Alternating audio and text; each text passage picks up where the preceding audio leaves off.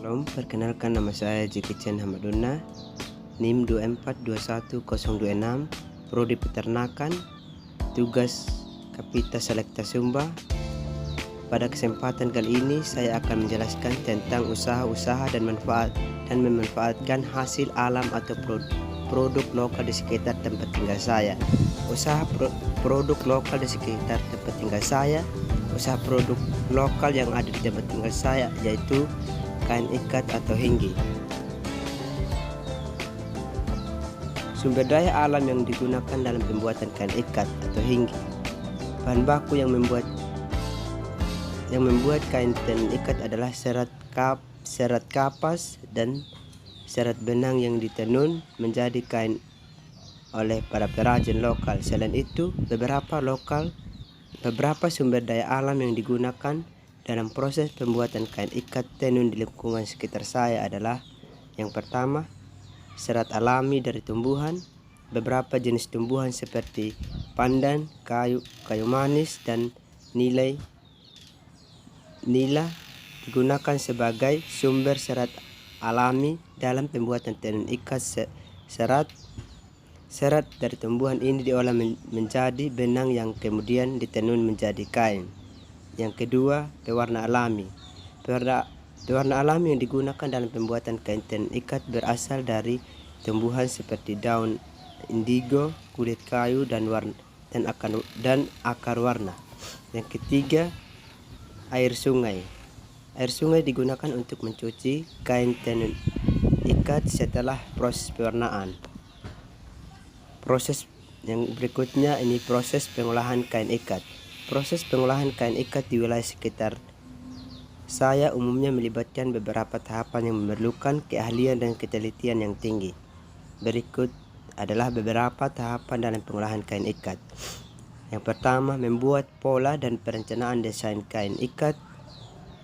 Tahapan pertama dalam pembuatan kain ikat adalah membuat pola dan perencanaan desain kain.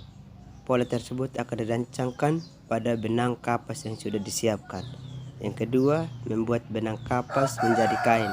Setelah benang kapas siap, para penenun lokal akan menenun benang kapas tersebut menjadi kain menggunakan alat penenun tradisional. Yang ketiga, proses pemberian warna pada benang kapas.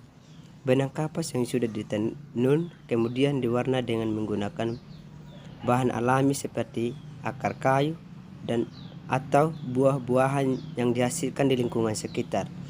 Yang keempat, pengkat benang kapas setelah memberi warna. Benang kapas yang sudah diwarnakan diikat dengan pola yang ditentukan sebelumnya. Pola ini akan membentuk motif yang nantinya akan muncul pada kain ikat.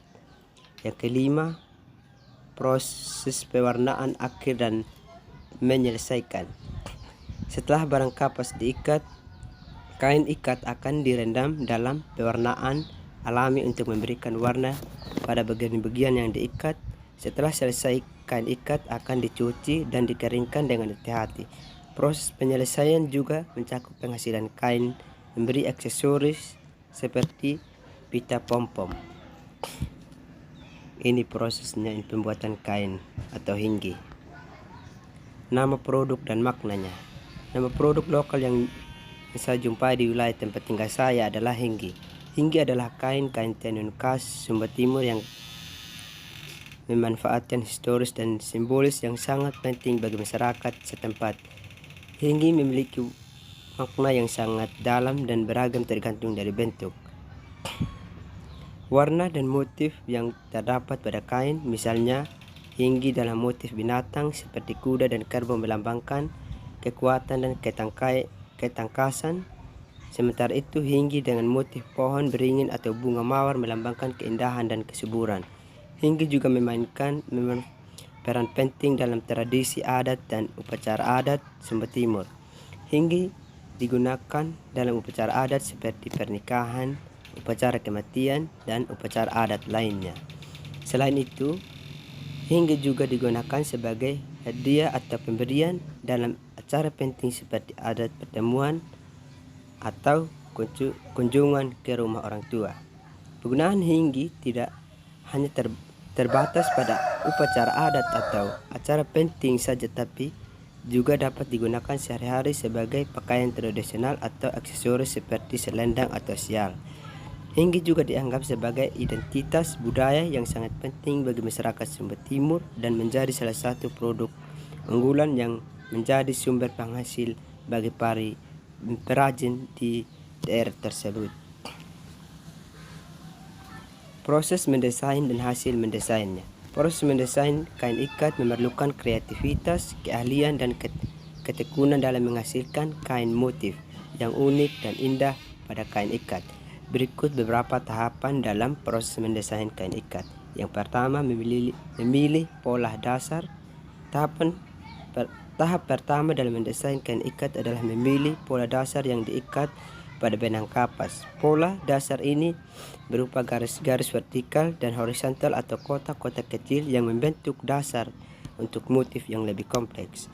Yang kedua, mendesain motif.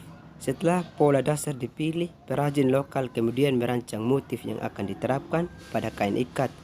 Motif ini dapat diilham dari alam, tradisi atau budaya lokal yang ada di lingkungan sekitar, misalnya seperti kuda, sapi, diilham burung tradisi atau lokal yang di lingkungan sekitar, misalnya kuda, sapi, atau burung adalah motif yang sering muncul pada kain ikat hinggi. Ketiga, menentukan warna. Setelah motif didesain, perajin lokal kemudian menentukan warna yang akan digunakan untuk mengisi motif pada kain ikat. Yang keempat, menedai dan mengikat benang kapas. Setelah motif dan warna ditentukan, perajin lokal kemudian menandai dan benang kapas sesuai dengan desain motif yang telah dibuat. Proses pengangkatan ketelitian tinggi untuk menghasilkan motif yang rapi. Kelima, pewarna dan penyelesaian. Setelah benang kapas diikat, kain ikat dicelup dengan pewarna alami pada bagian-bagian yang tidak diikat. Setelah diikat, dicuci dan dikeringkan dengan hati-hati. Inilah ini pada gambar ini kain yang sudah ditenun atau sudah diproses. Yang berikutnya ini proses penjualan kain ikat atau hinggi. Proses penjualan kain ikat melibatkan beberapa tahapan seperti produksi, pemasaran, distribusi, dan penjualan. Berikut gambaran umum dari proses penjualan kain ikat dan beberapa rancangan penjualan yang dilakukan. Yang pertama, produksi. Proses produksi dimulai dari pengumpulan bahan baku dan dilanjutkan dengan proses menurunkan kain ikat oleh perajin lokal.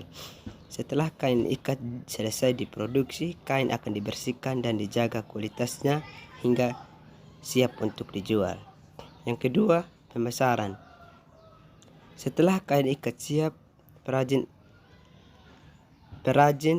akan mencari pembeli melalui berbagai cara seperti pameran, bazar, dan toko online.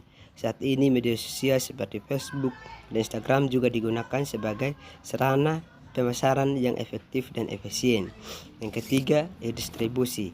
Setelah kain ikat dipesan, perajin lokal akan mengirim kain ke lokasi pembeli melalui jasa kurir atau pengiriman lainnya. Perajin lokal juga dapat bekerjasama dengan toko atau agen untuk mendistribusikan kain ke berbagai lokasi. Keempat, penjualan.